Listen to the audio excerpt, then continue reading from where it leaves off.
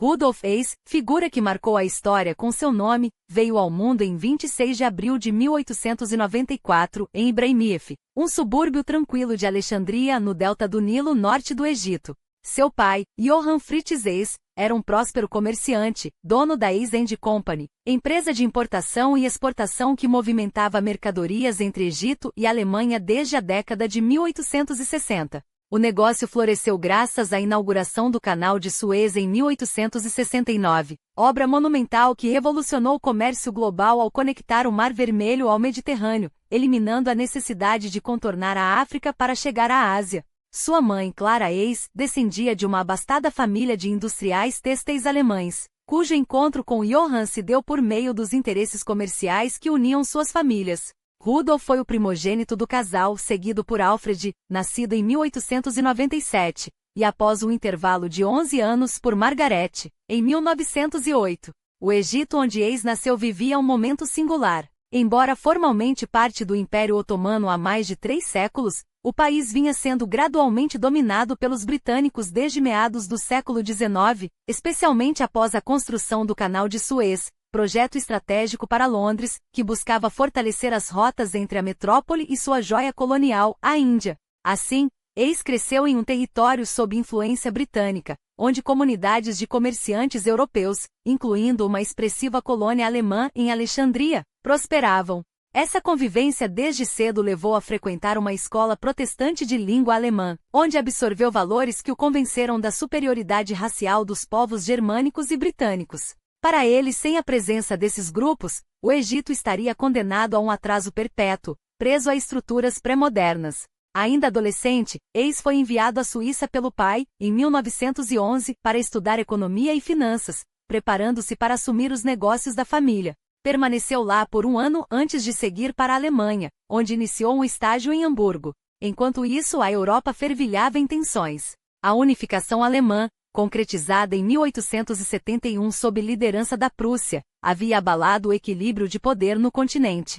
França e Grã-Bretanha, entre outros, viam com desconfiança o crescimento alemão, que se traduzia em força militar e econômica. A partir da década de 1880, as potências europeias começaram a se dividir em 2 alianças rivais. De um lado, Alemanha e Império Austro-Húngaro, de outro, Grã-Bretanha, França e Rússia. Anos de disputa por territórios, colônias e influência nos Balcãs alimentaram um clima de hostilidade que, em junho de 1914, explodiu com o assassinato do arquiduque Franz Ferdinand, herdeiro do trono austro-húngaro, por um nacionalista sérvio em Sarajevo. Em 5 semanas, a crise diplomática escalou até que, em agosto, a Europa mergulhou na Primeira Guerra Mundial, um conflito que mudaria para sempre o destino de Hess. Com 20 anos recém-completados, Hess estava na Alemanha quando a guerra estourou. Sem hesitar, alistou-se no 7º Regimento de Artilharia de Campo da Baviera. Seu batismo de fogo veio ainda em 1914, na Primeira Batalha de Ypres, um dos primeiros e mais brutais confrontos no fronte ocidental, na região da Bélgica e norte da França, que se tornaria o palco decisivo da guerra. Seu desempenho foi tão notável que em pouco tempo, recebeu condecorações como a Cruz de Ferro e a promoção a coronel em 1915. No ano seguinte, lutou na sangrenta Batalha de Verdun, que se arrastou por meses, antes de ser transferido para a frente romena nos Balcãs em 1917. Apesar de ferido várias vezes por estilhaços, Hess sempre retornava ao combate após breves períodos de recuperação. Em 1918, já determinado a se tornar piloto de caça, uma nova e arriscada modalidade de guerra, viu seus planos frustrados pelo rumo desastroso que o conflito tomava para a Alemanha. Com a entrada dos Estados Unidos ao lado dos aliados, a derrota tornou-se inevitável. Em novembro de 1918, esgotada por escassez de suprimentos e agitações internas, a Alemanha se rendeu. O fim da guerra, porém, não trouxe paz. O Império Alemão ruía, o Kaiser Guilherme II abdicou, e a República de Weimar foi proclamada em meio ao caos. Nos 2 anos seguintes, o país foi sacudido por revoltas socialistas e comunistas, inspiradas pela Revolução Russa de 1917, enquanto nacionalistas de extrema-direita resistiam à tomada do poder pela esquerda e alimentavam um ressentimento profundo pela derrota. O Tratado de Versalhes, imposto em 1919, agravou a situação ao limitar o exército alemão a apenas 100.000 homens, jogando centenas de milhares de soldados desmobilizados nas ruas. Muitos deles ingressaram em milícias paramilitares como os Freikorps, que travavam batalhas urbanas contra comunistas e outros grupos. Nesse caldeirão de ódio e frustração, surgiram movimentos políticos que rejeitavam a nova ordem alemã e buscavam bodes expiatórios para a derrota, e os judeus, alvo histórico do antissemitismo europeu, foram os principais escolhidos. Eis, desiludido com a guerra e com o colapso dos negócios da família, confiscados pelos britânicos no Egito durante o conflito, encontrou nessas correntes radicalizadas um propósito. Demitido do exército semanas após o armistício, ele se aproximou primeiro dos Freikorps, em seguida da Sociedade Thule, grupos que pregavam a restauração da grandeza alemã a qualquer custo. Era o início de uma trajetória que o levaria a se tornar uma das figuras mais controversas do século XX. No início de 1919, Eis mergulhou de cabeça em um ambiente onde o ódio e o fanatismo se disfarçavam de idealismo. A Sociedade Thule, em especial, não era apenas mais um grupo político, era um reduto de extremistas que sonhavam com a ressurreição de um império alemão medieval, um estado que dominaria sem piedade a Europa Central e Oriental. Sua obsessão antissemita não era mero discurso, era dogma, uma verdade inquestionável para aqueles que acreditavam que a Alemanha só renasceria das cinzas se purgasse os inimigos internos que, segundo eles, a haviam traído. Munique, a capital da Baviera, era o epicentro desse furacão ideológico. Enquanto o resto do país tentava se recompor após a derrota, a cidade se transformará em um campo de batalha ideológico, onde as ruas ecoavam tanto os gritos dos Freikorps, milícias de extrema-direita decididas a esmagar qualquer vestígio de revolução, e quanto os clamores dos socialistas, que sonhavam em erguer uma república comunista nos moldes da Rússia bolchevique. Eis não era um mero espectador, estava no olho do furacão. Entre a primavera e o verão de 1919, participou ativamente dos confrontos paramilitares que mancharam de sangue as ruas de Munique, experiências que forjariam sua visão de mundo de maneira irreversível. Cada tiro disparado, cada barricada erguida, cada inimigo abatido, real ou imaginário, alimentava sua convicção de que a Alemanha só se salvaria através da força bruta e de uma purificação radical. Enquanto o resto do país, aos poucos, parecia se acalmar, com a República de Weimar conseguindo impor uma frágil ordem em cidades como Berlim, após esmagar levantes como a revolta espartaquista de janeiro de 1919, e a Baviera permanecia um barril de pólvora. Munique, em particular, resistia à moderação.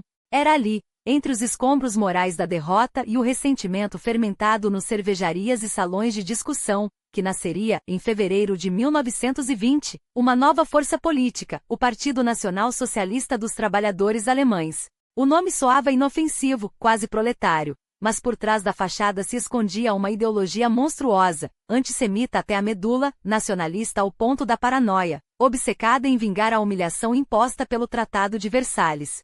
Para homens como Eis não se tratava de um partido, era uma cruzada. Foi nesse caldeirão de ódio e ambição que Eis cruzou com as ideias de Karl Schoeffer, um professor de geopolítica da Universidade de Munique, onde se matriculara em 1919. Schoeffer não era apenas um acadêmico, era um visionário sinistro, que pregava a necessidade de a Alemanha se reerguer através da conquista de Lebensraum, espaço vital, no leste europeu. A teoria disfarçada de ciência justificava a expansão territorial como uma lei natural, uma questão de sobrevivência racial. Eis absorveu essas ideias com avidez, e logo as levaria consigo para o seio do Partido Nazista, onde se tornariam um dos pilares da doutrina hitlerista. Sua vida pessoal, no entanto, seguia um ritmo estranhamente descompassado em relação à sua militância política. Na primavera de 1920, enquanto frequentava a universidade, conheceu Ilse Proul, uma jovem estudante que, como ele, nutria simpatias pela causa nacionalista. O romance floresceu, mas de maneira peculiar. Demorariam 7 anos e meio para oficializarem a união, um cortejo incomumente longo para a época. Mesmo após o casamento em 1927, o casal tardaria uma década para ter seu único filho, Wolf Rudiger, nascido apenas em 1937. Alguns atribuíram essa demora à devoração de Eis pela causa nazista, um compromisso que parecia consumir toda a sua energia, embora Ilse, leal às mesmas convicções, jamais o questionasse. Mas foi em um comício político, ainda nos primeiros anos da década de 1920, que Eis teve um encontro que mudaria não apenas sua vida, mas o curso da história. Ali pela primeira vez, ouviu falar um veterano austríaco da Primeira Guerra, um homem cujo discurso inflamado eletrizava as massas, Adolf Hitler. Não eram apenas palavras, era uma performance hipnótica, uma mistura de fúria e messianismo que cativava até os mais céticos. Hess, como tantos outros, ficou fascinado. Pouco tempo depois, Hitler assumiria a liderança do partido, destronando Anton Drexler em 1921, e transformaria o NSDAP em algo muito além de um grupo marginal, uma máquina de guerra ideológica. A proximidade entre os dois homens não foi instantânea, mas sim forjada em uma aliança de conveniência que, com o tempo, se tornaria uma das relações mais íntimas e letais do século XX. Hess passou a ser não apenas um seguidor, mas um confidente, um homem cuja lealdade inquebrantável granjeou-lhe um lugar ao lado do líder em momentos cruciais. E foi justamente essa confiança que permitiu que uma ideia perigosa, a de que a Alemanha precisava de Lebensraum a qualquer custo, se tornasse um dos eixos centrais da doutrina nazista. O vínculo entre eles se aprofundaria ainda mais no inverno de 1923, quando Hitler, convencido de que o momento de tomar o poder pela força havia chegado, arquitetou um golpe audacioso, a Marcha sobre Munique. O plano era simples em sua insanidade: tomar a cidade com o apoio das milícias da Sturmabteilung SA, declarar um novo governo e, a partir da Baviera, deflagrar uma revolução nacional. Hess estava no centro da trama. Na noite de 8 de novembro, mais de 2.000 nazistas e membros da SA invadiram a cervejaria Burger Braukeller, sequestrando autoridades locais e proclamando o início da revolta. Mas o PUC da cervejaria, como ficou conhecido, foi um fiasco. Em poucas horas, as forças policiais retomaram o controle, e os conspiradores se dispersaram em debandada. Hitler fugiu, mas foi capturado 2 dias depois. Hess, que havia participado ativamente da operação, inclusive na detenção de funcionários municipais, tentou escapar para a Áustria, mas, diferentemente de muitos camaradas, decidiu voltar para enfrentar as consequências. O julgamento que se seguiu, entre novembro e dezembro de 1923, foi uma farsa judicial. Hitler, o cérebro da conspiração, recebeu uma pena irrisória, 5 anos de prisão. Hess, considerado um coadjuvante, foi condenado a 18 meses. Ambos foram enviados para a prisão de Landsberg, nos arredores de Munique. O que deveria ter sido o fim se transformou em um renascimento. O partido nazista foi proibido pela Baviera, mas a medida se revelaria inútil. Na verdade, a prisão de Landsberg se tornaria o berço de uma nova era. Ali, entre as 4 paredes de uma cela, Hitler começou a ditar suas memórias e delírios a Hess e a outro companheiro de cárcere, Emil Morrisse. O resultado foi Mein Kampf, Minha Luta, um manifesto paranoico, antissemita e megalomaníaco, publicado em 2 volumes entre 1925 e 1926. Quando o primeiro tom chegou às livrarias, seu autor já estava em liberdade. Graças à complacência de autoridades bavaresas simpáticas à causa nazista, Hitler foi solto em dezembro de 1924, após cumprir apenas 1 ano de sua pena. Hess o seguiu 10 dias depois. Em fevereiro de 1925, como se nada tivesse acontecido, o governo da Baviera revogou a proibição do partido nazista. Menos de 2 meses após sua libertação, Hitler já trabalhava para reconstruir o NSDAP e Hess, agora seu secretário particular, cargo que assumiu oficialmente em abril daquele ano, com salário fixo, se tornaria sua sombra, o homem cujos conselhos eram ouvidos mesmo nos momentos de maior frenesi. Era o início de uma era em que Hess não seria apenas um aliado, mas o confidente mais próximo de Hitler, uma figura cuja influência, embora muitas vezes subestimada, ajudaria a moldar o destino sombrio da Alemanha. No entanto, apesar da lealdade inabalável e da retórica inflamada, os nazistas ainda eram, no final dos anos 1920, um partido à deriva. Após o fiasco do Putsch, a estratégia havia mudado. Agora, o poder seria conquistado não pelas armas, mas pelas urnas. Mas apesar de manter uma base fiel, o NSDAP, apesar de sua base de apoio se concentrar quase que exclusivamente na Baviera, e sobretudo em Munique, o NSDAP seguia sendo um movimento marginal no resto da Alemanha. Mesmo com os esforços incansáveis de Joseph Goebbels para expandir a presença nazista em Berlim e em outras regiões, o partido ainda era visto, na melhor das hipóteses, como um ajuntamento de fanáticos sem perspectivas. Olhar para trás hoje e imaginar que aquele grupo de desajustados, fracassados e oportunistas políticos, do qual Hess fazia parte, poderia um dia dominar uma nação parece quase absurdo. E assim teria permanecido, não fosse pelo outono de 1929, quando o destino, na forma de uma crise econômica sem precedentes, interveio para transformar a sorte dos nazistas. A quebra da Bolsa de Nova York não foi apenas um colapso financeiro. Foi o estupim de uma catástrofe global que arrasaria economias, destruiria vidas e, acima de tudo, alimentaria o desespero que faria milhões se voltarem para soluções radicais. A Alemanha, já combalida pelo Tratado de Versalhes e pela hiperinflação dos anos 1920, foi atingida com uma violência particular. Fábricas fecharam, o desemprego disparou, e as poupanças de uma vida evaporaram da noite para o dia. Em meio ao caos, a raiva e a frustração dos alemães encontraram um canal perigoso, o extremismo político.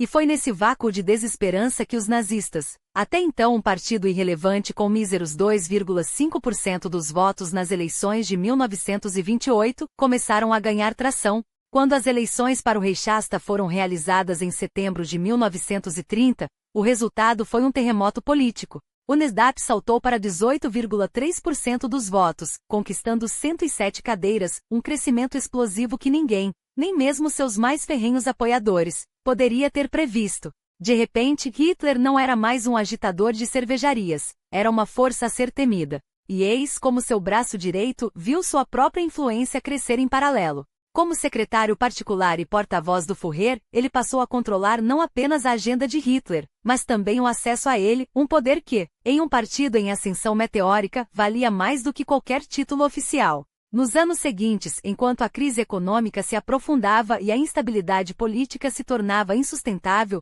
os nazistas continuaram sua marcha implacável. Nas eleições de 1932, o partido dobrou sua representação, alcançando 37% dos votos e 230 cadeiras no Reichstag. Ainda assim, a maioria absoluta escapava-lhes, e as forças moderadas resistiam à ideia de entregar o cargo de chanceler a Hitler. Mas a Alemanha estava à beira do abismo. Bancos à falência, greves gerais, ruas tomadas por confrontos entre comunistas e camisas pardas, o país não aguentava mais meias medidas. Em janeiro de 1933, após manobras políticas sombrias e alianças de conveniência com conservadores e industriais, Hitler foi finalmente empossado como chanceler. O que poucos compreendiam era que aquela não era uma solução, mas um funeral disfarçado, o da República de Weimar. Em questão de semanas, Hitler orquestrou a crise que precisava. O incêndio do Reichstag, atribuído aos comunistas, serviu de pretexto para a suspensão de direitos civis e a perseguição sistemática aos opositores. Em março, o ato de concessão de plenos poderes foi aprovado, entregando a Hitler e aos nazistas o controle absoluto sobre a Alemanha. A democracia estava morta. E no centro desse novo regime, eis emergia não apenas como um aliado leal, mas como uma peça-chave do aparato de poder nazista.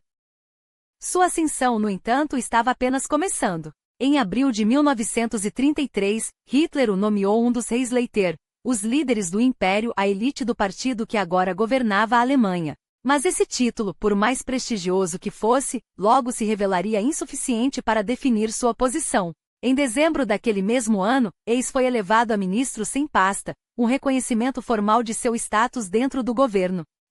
O verdadeiro golpe de autoridade viria poucas semanas depois, quando Hitler o consagrou como seu Vertreter des Führers, o Deputy Führer, o segundo homem mais poderoso da Alemanha nazista. A mensagem era clara. Eis não era apenas um administrador, um burocrata ou um mero executante de ordens. Ele era o herdeiro designado, o homem que, na eventualidade de algo acontecer com Hitler, assumiria o controle absoluto do Reich. E com esse título veio um poder quase ilimitado. Nos anos seguintes, eis acumulou responsabilidade sobre áreas cruciais: finanças, saúde, educação, legislação. Sua assinatura validava leis, sua palavra abria, ou fechava, portas no labirinto do poder nazista. Enquanto figuras como Himmler e Goebbels disputavam influência em suas respectivas esferas, eis operava nas sombras do próprio Führer, um guardião silencioso, mas onipotente dos segredos e das decisões que moldariam o destino da nação. E assim o homem que outrora fora um soldado desconhecido na Primeira Guerra, um estudante idealista em Munique e um prisioneiro obscuro em Landsberg, tornará-se uma das figuras mais temidas e poderosas da Europa. Mas o auge de sua trajetória ainda reservava um capítulo inesperado, um voo noturno que abalaria os alicerces do Terceiro Reich e selaria seu destino de maneira irrevogável, cujos territórios de fala alemã, como Sudetos, representavam não apenas um símbolo da injustiça de Versailles, mas uma peça estratégica no tabuleiro de xadrez geopolítico que Hitler estava montando com maestria. Eis como sombra fiel do Führer, não apenas endossava essas ambições, ele as alimentava com um fervor quase religioso. Para ele, a reunificação da Volksgemeinschaft não era mera política, mas uma cruzada sagrada, uma restauração da ordem divina que os tratados de paz haviam profanado. E se a diplomacia falhasse, a força bruta seria a linguagem que a história, em sua crueldade, sempre compreenderá. Os Sudetos, com sua população majoritariamente germânica, tornaram-se o próximo alvo. A agitação nazista na região, orquestrada por agentes como Konrad Henlein e apoiada por Berlim, transformou uma questão étnica em uma crise internacional. Eis, em sua função de ponte entre Hitler e as elites industriais, garantia que a máquina de guerra alemã, agora reluzente com o aço de Krupp e o capital de IG Farben, estivesse pronta para o que viria. Enquanto Chamberlain e Daladier, os arquitetos da política de apaziguamento, voavam para Munique em setembro de 1938 na esperança de evitar um banho de sangue, Eis trabalhava nos bastidores, assegurando que qualquer concessão dos aliados fosse interpretada não como um gesto de paz, mas como um sinal de fraqueza. Quando o acordo foi assinado cedendo os Sudetos à Alemanha, não foi uma vitória para a diplomacia, mas um prelúdio sinistro. Hitler, com Eis a seu lado, já olhava além para Praga, para Varsóvia, para uma Europa que logo estaria de joelhos. E então veio a noite de 9 de novembro de 1938, quando a fúria reprimida do regime explodiu em cristais estilhaçados e chamas devorando sinagogas. A Kristallnacht não foi um surto espontâneo de violência, mas um pogrom calculado, uma demonstração de força interna e um aviso ao mundo. Eis, embora não tenha empunhado um martelo ou ateado fogo a um rolo de Torá, era tão culpado quanto os SA que gritavam pelas ruas. Sua assinatura estava nas leis que despojaram os judeus de sua humanidade. Sua voz ecoava nos discursos que os transformaram em bodes expiatórios. Quando as vitrines das lojas judaicas se transformaram em cacos sob as botas das camisas pardas. Quando famílias foram arrastadas de suas casas para campos de concentração improvisados, Eis observava não com horror, mas com a fria satisfação de quem vê a história sendo escrita com sangue e ferro, exatamente como seu mestre havia profetizado. Mas o apetite do Terceiro Reich não conhecia saciedade. A Áustria havia sido engolida, os Sudetos arrancados da Tchecoslováquia como um membro podre, e agora era a vez de toda a nação tcheca. Em março de 1939, Hitler convocou o presidente Emil Asche ao Reichskanzlei em Berlim, onde, sob ameaças veladas e um ambiente opressivo, o idoso estadista foi forçado a assinar a rendição de seu país. Eis estava lá, testemunha silenciosa da humilhação, enquanto as divisões Panzer já se moviam para ocupar Praga. A Tchecoslováquia deixará de existir, em seu lugar, nascia o Protektorat Böhmen und Mähren, um território escravo sob a bota nazista. O mundo assistia paralisado enquanto a máquina de guerra alemã engolia outro pedaço da Europa. E eis, o arquiteto das sombras, sabia que aquilo era apenas o começo. Porque a verdadeira guerra, a guerra que Hitler sonhara desde os dias sombrios de 1918, ainda não havia começado. A Polônia, com seus corredores e suas planícies infinitas, era o próximo obstáculo a ser esmagado. E desta vez não haveria conferências em Munique, nem acordos assinados com canetas trêmulas. Desta vez haveria blitzkrieg. Desta vez o mundo arderia. A Tchecoslováquia dilacerada em 2 atos de covardia, primeiro em outubro de 1938, quando Chamberlain e Daladier entregaram os Sudetos em bandeja de prata, e depois em março de 1939, quando o que restava do país foi devorado sem cerimônia, deveria ter sido sinal definitivo. Mas Londres e Paris, cegas pelo medo, ainda tentavam adiar o inevitável. Até que a Polônia, esmagada em setembro de 1939 sob as lagartas dos Panzer, forçou suas mãos. Quando as bombas caíram sobre Varsóvia e os exércitos alemães avançaram como uma maré negra, o mundo finalmente acordou, ou pelo menos, fingiu acordar. Em 3 de setembro, com a tinta ainda úmida nos ultimatos ignorados, a Grã-Bretanha e a França declararam guerra. Tropas foram mobilizadas, discursos inflamados ecoaram pelos rádios, e a máquina de propaganda de ambos os lados começou a girar. Mas a guerra que estourara não era a que Eis imaginara. Para o Deputy Führer, aquele conflito inicial foi uma decepção amarga. Enquanto os generais celebravam a vitória relâmpago sobre a Polônia, um país reduzido a cinzas em menos de um mês, Eis se viu afogado em papéis, relatórios e ordens burocráticas. Não era o campo de batalha que ele desejava, mas as mesas de comando em Berlim, onde agora ajudava a orquestrar a ocupação do território conquistado. E ocupação para os nazistas nunca foi sinônimo de simples administração. Era sinônimo de limpeza. Sob suas ordens começou o meticuloso trabalho de identificar, registrar e isolar os 3,5 milhões de judeus poloneses, o primeiro passo de um plano muito maior. Supervisionou a criação de cadastros, a confecção de listas, a implementação de leis que transformavam cidadãos em fantasmas, despojados de direitos, propriedades, em breve de suas próprias vidas. Era o Lebensraum em ação, a terra sendo liberada de seus habitantes indesejados, preparada para a raça ariana que, segundo a doutrina nazista, merecia herdar a Europa. Mas aquele não era o papel que Eis almejava. Ele não queria ser o carrasco de gabinete, o burocrata da morte. Ele queria voar. Desde 1918, quando se alistara na nascente Luftwaffe nos estertores da Primeira Guerra, Eis era obcecado pelo céu. Aprenderá a pilotar nos anos 1920, quando a Alemanha ainda se arrastava sob as correntes de Versalhes. E nos anos 1930 transformará essa paixão em espetáculo, participando de corridas aéreas que o tornaram uma figura quase mítica entre os fanáticos do regime. Quando a guerra estourou, ele suplicou a Hitler: "Deixe-me lutar. Deixe-me subir aos céus e enfrentar o inimigo onde ele realmente importa." Mas o Führer foi categórico: "Você é insubstituível." Eis era o número 2 do Reich, o guardião da ideologia, o homem que mantinha a máquina nazista coesa enquanto Hitler se afundava cada vez mais nas estratégias militares. Arriscar sua vida em missões de combate? Impensável. Por um tempo a proibição foi absoluta. Depois reduzida a 1 ano. Mas quando Eis finalmente voltou aos céus, não seria para bombardear Londres ou escoltar caças sobre o Canal da Mancha. Seria para uma missão tão absurda, tão delirante, que até hoje historiadores se perguntam se foi genialidade ou loucura. Porque a guerra depois da Polônia entrou em um estranho torpor. A Blitzkrieg havia funcionado demais. A França e a Grã-Bretanha, pegas de calças arreganhadas, passaram meses se rearmando, enquanto Hitler, impaciente, olhava para o oeste. Quando finalmente moveu suas divisões em maio de 1940, foi como um raio. Dinamarca caiu em horas, a Noruega em semanas. Os Países Baixos foram varridos do mapa, e a França, a orgulhosa França, com sua linha Maginot e seus generais engomados, desmoronou em 6 semanas de humilhação. Em junho, Paris estava ocupada. Em julho, a Luftwaffe já lançava suas sombras sobre a Inglaterra. E então o mundo parou para respirar. Ou melhor, para sufocar. A Grã-Bretanha sozinha teimava em resistir. Churchill, com seu charuto e suas palavras de fogo, jurava que nunca se renderia. E Hitler, furioso com a recusa britânica em aceitar a derrota, ordenou que a ilha fosse esmagada por bombardeios, por bloqueio naval, por qualquer meio necessário. O Blitz começou, noites inteiras em que o céu sobre Londres virava um inferno de chamas, enquanto os U-boats afundavam navios mercantes no Atlântico, estrangulando a ilha pouco a pouco. Era a Battle of Britain e o Reich parecia invencível. Mas Eis não estava mais em Berlim para testemunhar o triunfo. Ou melhor, estava, mas não como antes. Porque algo se quebrara entre ele e Hitler.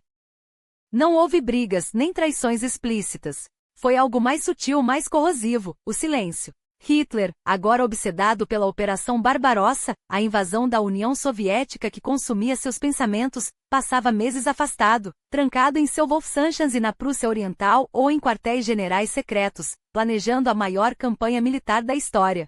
Eis, por sua vez, ficava em Berlim, assinando decretos, recebendo relatórios, sentindo o poder escorrer entre seus dedos como areia. O homem que fora a sombra do Führer, seu confidente absoluto, agora era pouco mais que um funcionário de luxo, um nome em papéis oficiais. E foi nesse vazio que nasceu a ideia mais perigosa de sua vida. Desde o outono de 1940, Eis vinha tramando em segredo. Seu alvo? O Duque de Hamilton, um nobre escocês, herói da Primeira Guerra com conexões na corte britânica.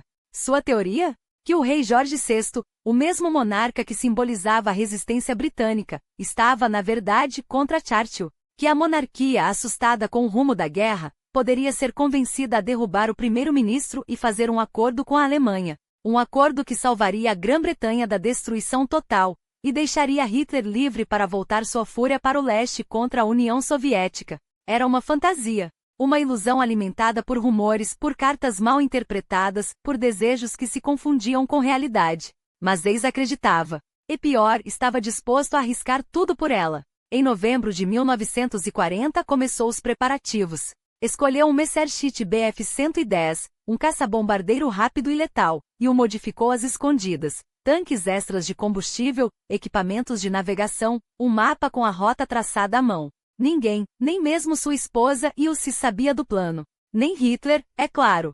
Se o Führer descobrisse, seria fuzilamento na hora. E então, na noite de 10 de maio de 1941, sob um céu estrelado que parecia pressagiar tanto a glória quanto a ruína, Rudolf Hess, o segundo homem mais poderoso da Alemanha nazista, decou na pista de Augsburgo e rumou para o norte.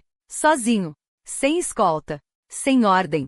Carregando consigo não bombas nem metralhadoras, mas uma proposta de paz que poderia, ou não, mudar o curso da história. 5 horas depois, com os tanques de combustível quase vazios e os radares britânicos já rastreando sua sombra sobre o Mar do Norte, ele saltou. O paraquedas se abriu com um estalo, e Hess desceu como um anjo caído sobre os campos escuros da Escócia. Eram 23h06 quando seus pés tocaram o solo britânico. Ele sorriu. Havia conseguido.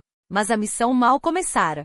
A Alemanha, segundo o plano de Hess, teria carta branca para dominar o continente europeu, enquanto a Grã-Bretanha preservaria sua soberania e o vasto império ultramarino que tanto orgulhava. Para ele, era um acordo lógico, quase natural. Duas nações europeias superiores, unidas por laços de sangue e destino, dividindo o mundo sem derramamento de sangue desnecessário. Mas seus captores britânicos não viram lógica alguma. Olharam para aquele homem magro, de uniforme impecável e discurso inflamado, e enxergaram apenas um fanático. Ou pior, um louco. E nos dias que se seguiram, Hess compreendeu, com crescentes ondas de desespero, que sua missão havia sido um fracasso absoluto.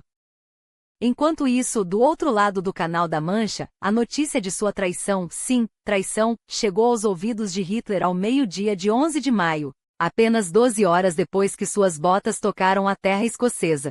Foi entregue por uma carta, escrita às pressas antes da decolagem, onde Hess tentava justificar seu ato como um serviço à pátria, um golpe de gênio estratégico. Mas o Führer não viu gênio algum. Vou furor. Em questão de horas, Hess foi despojado de todos os seus títulos, o cargo de Deputy Führer foi extinto como se nunca tivesse existido, e suas funções foram jogadas nos braços de Martin Bormann, um burocrata frio que já salivava por mais poder. Para apagar qualquer vestígio de sua heresia, o regime lançou uma caçada grotesca, astrólogos, curandeiros e místicos, todos aqueles que Hess consultava em segredo, foram presos, torturados, executados. A narrativa oficial foi costurada com fios de histeria. O antigo número 2 do Reich havia sido enfeitiçado, manipulado por forças ocultas. Assim, Hess foi apagado. Não apenas desonrado, mas transformado em um fantoche, um doente mental, um traidor útil apenas como exemplo do que acontecia a quem ousasse desafiar a vontade do Führer. Na Inglaterra, seu calvário mal começara. Após a humilhação de descobrir que sua proposta de paz era tão valiosa quanto o papel picado, Hess foi jogado na Torre de Londres, sim, aquele símbolo medieval de traição e castigo, antes de ser transferido para Mitchett Place, em Surrey. Uma mansão fortificada batizada com o nome sinistro de Campizé, onde passaria quase um ano sob prisão domiciliar. As condições, é verdade, não eram as de um campo de concentração. Podia circular pelos salões elegantes, escrever cartas à família na Alemanha, respirar o ar úmido dos jardins ingleses. Mas a liberdade era uma ilusão. 150 soldados armados vigiam cada movimento. Nenhum jornal, nenhum rádio, nenhuma notícia do mundo lá fora. Um blackout informacional calculado para mantê-lo no escuro, impedindo que usasse qualquer fragmento da realidade para manipular sua situação. E no entanto, mesmo cercado por aquele luxo vazio, a mente de Hess começou a ruir. Na primavera e no verão de 1942, ele passou a murmurar sobre forças secretas, entidades com poderes psíquicos que controlavam Churchill, que envenenavam sua comida, que teciam uma teia invisível em torno dele. Para o nazista que ainda habitava sua cabeça não havia dúvida, era uma conspiração judia. Mas até hoje os historiadores discutem, será que Hess estava realmente enlouquecendo? Ou seria tudo uma farsa meticulosa? Afinal, a Convenção de Genebra determinava que prisioneiros mentalmente incapacitados deveriam ser repatriados. Seria aquele o seu plano B? Uma saída desesperada para voltar à Alemanha, mesmo que como um inválido, um louco, qualquer coisa menos um traidor abandonado? Em 16 de junho de 1942, Hess deu seu próximo lance. De madrugada, atirou-se do corrimão de uma escada em Mitchett Place, despencando sobre o chão de pedra abaixo. O impacto não o matou, mas quebrou sua perna esquerda. Por semanas, arrastou-se com muletas, enquanto os britânicos, agora convencidos de sua instabilidade, tomaram uma decisão. Era hora de transferi-lo para um lugar onde sua paranoia não pudesse mais ser usada como arma. No dia 26 de junho, foi levado para o Maindif Court Hospital, no sudeste do país de Gales. Lá, passaria os 3 anos finais da guerra. Os ares galeses não eram tão amenos quanto os de Surrey. As paredes do hospital eram frias, o silenciamento ainda mais rigoroso, pelo menos no início. Mas à medida que a maré da guerra virava contra a Alemanha, seus carcereiros, talvez por piedade, talvez por descuido, começaram a lhe dar acesso a jornais, a um rádio. Eis devorava as notícias com avidez doente, enquanto seu corpo se tornava um campo de batalha de hipocondria. Queixas intermináveis, dores nos órgãos, envenenamento, doenças imaginárias. Os médicos, a princípio alarmados, logo aprenderam a ignorar. Afinal, não era segredo que o ex-deputy Fourier sempre fora um hipocondríaco crônico, um homem que via a morte espreitando em cada sombra. Enquanto isso, lá fora, o mundo ardia. No final de 1942, Stalingrado se transformou no inferno que enterrou o mito da invencibilidade nazista. Os alemães, congelando nas estepes russas, foram esmagados pela resistência soviética e pelo inverno implacável. Na primavera seguinte, com o peso dos Estados Unidos agora na balança, os aliados expulsaram as forças do eixo da África do Norte. Em julho desembarcaram na Sicília, abrindo uma nova frente que faria a Itália tremer. Mas foi em junho de 1944, com o dia D, que o destino da Alemanha foi selado. Paris foi libertada. Os soviéticos avançavam sobre a Polônia.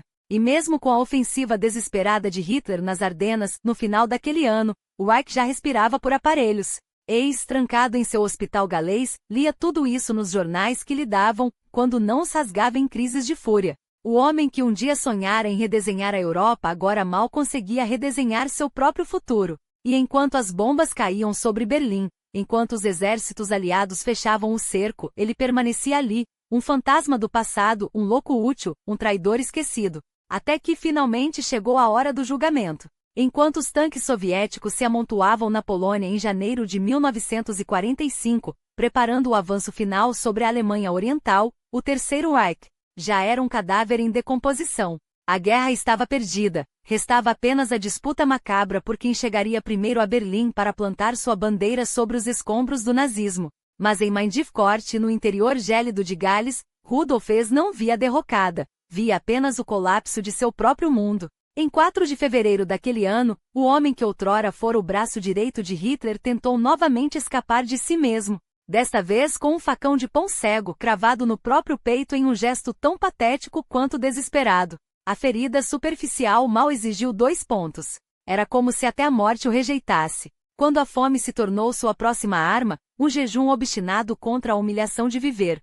Os britânicos não hesitaram, ameaçaram alimentá-lo à força. Não por compaixão, mas por cálculo. Eis era uma peça valiosa demais para ser perdida. Com Hitler e Goebbels prestes a se transformarem em cinzas no bunker de Berlim, com Göring capturado e os demais hierarcas nazistas ou mortos ou foragidos, o Reich precisava de rostos para o tribunal que o mundo já planejava. E eis, apesar de seus 4 anos de cativeiro britânico, ainda era um deles. Quando a Alemanha assinou sua rendição incondicional em maio de 1945, ele já estava marcado para Nuremberg. Não como um líder, não como um estrategista, mas como um símbolo, o último sobrevivente de alta patente capaz de personificar, diante das câmeras do mundo, a loucura que havia consumido a Europa. No outono daquele ano foi repatriado, não como um prisioneiro de guerra comum, mas como um réu em um processo que seria tão histórico quanto teatral.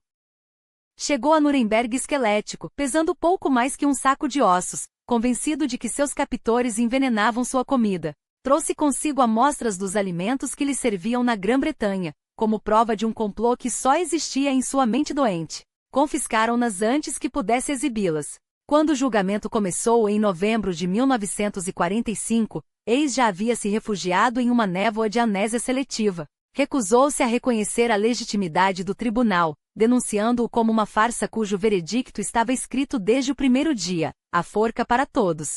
Nisso, pelo menos, errou pela metade. Göring, Keitel e os demais arquitetos do Holocausto foram condenados à morte. Speer, o arquiteto, escapou com 20 anos de prisão. Frank, o carrasco da Polônia, seguiu o mesmo caminho da forca. Hess, porém, recebeu um destino diferente. Seu advogado argumentou, e o tribunal aceitou, que após maio de 1941, quando ele cruzou os céus da Escócia em seu Messerschmitt, o ex-deputado do Führer pouco influíra nos crimes que se seguiram. Não era um inocente, mas tampouco um monstro de primeira grandeza. A sentença, prisão perpétua. Em julho de 1947, Eis foi trancafiado em Sandau, a prisão de alta segurança em Berlim Ocidental, junto a outros 6 condenados de Nuremberg. As regras eram brutais. Proibição de conversar, acesso restrito a papel e caneta, celas geladas como tumbas. Com o tempo as restrições afrouxaram, mas Eis permaneceu um espectro. Continuou a acreditar que envenenavam sua comida, recusou visitas, gritava em pesadelos que só ele entendia. Em 1957, uma avaliação médica o declarou lúcido o suficiente para não ser internado em um manicômio. Era uma ironia cruel. O homem que ajudara a mergulhar a Europa na insanidade era considerado são demais para ser tratado como louco. Um a um, seus companheiros de prisão foram libertados. Donitz, Haider, Neurath, todos saíram, seja por cumprimento de pena, seja por doença.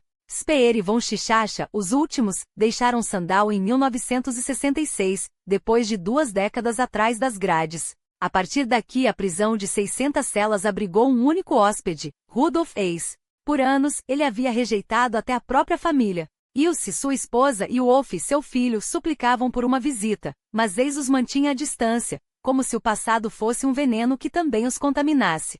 Até que em 1969, uma úlcera perfurada o levou a um hospital. Fraco, doente, finalmente cedeu. Quando Ilse e Wolf entraram em sua cela pela primeira vez desde 1941, deve ter sido como ver fantasmas.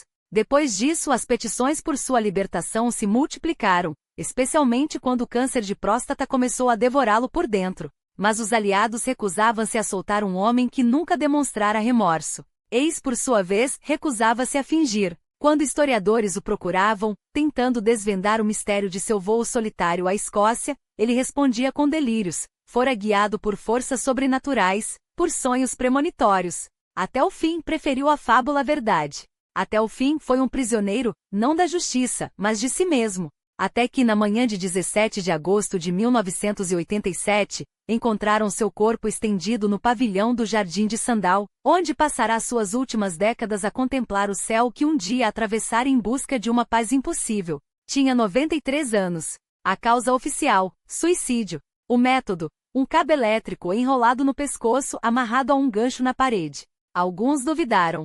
Outros disseram que era o epílogo perfeito para uma vida construída sobre ilusões. Afinal, se Eis passará os últimos 46 anos de sua existência como um homem morto em vida, por que não escolher, no final, a única saída que ainda lhe restava? A mesma que tentará sem sucesso décadas antes com um facão de pão cego, a fuga. Desta vez, conseguiu.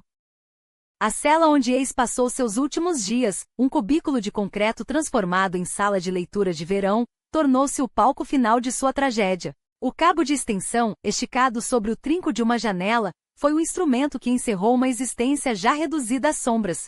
Uma carta de despedida foi encontrada em seu bolso e as autoridades aliadas, que por 4 décadas supervisionaram Sandau como guardiães de um fantasma, decretaram sem hesitação, suicídio. Mas como sempre acontece com Eis, até a morte foi envolta em dúvidas. Um nonagenário frágil, cujos movimentos eram vigiados 24 horas por dia, teria força para se enforcar? Alguns suspeitaram de um último ato de violência externa, um ajuste de contas tardio. Porém a lógica é implacável. Que poder oculta depois de 40 anos de prisão, escolheria aquele momento para eliminá-lo? E por quê? A verdade é que Eis há muito já estava morto antes que seu corpo pendurado confirmasse o óbito. Sua mente esfacelada por décadas de solidão e paranoia, já o havia abandonado em 1977, quando tentará cortar os próprios pulsos com um pedaço de metal. Sandau, que por 21 anos abrigou apenas ele, o último nazista de alto escalão a sucumbir, foi reduzida a escombros logo após sua morte. Não por piedade, mas por medo, que suas paredes se tornassem um altar para os que ainda cultuavam o passado.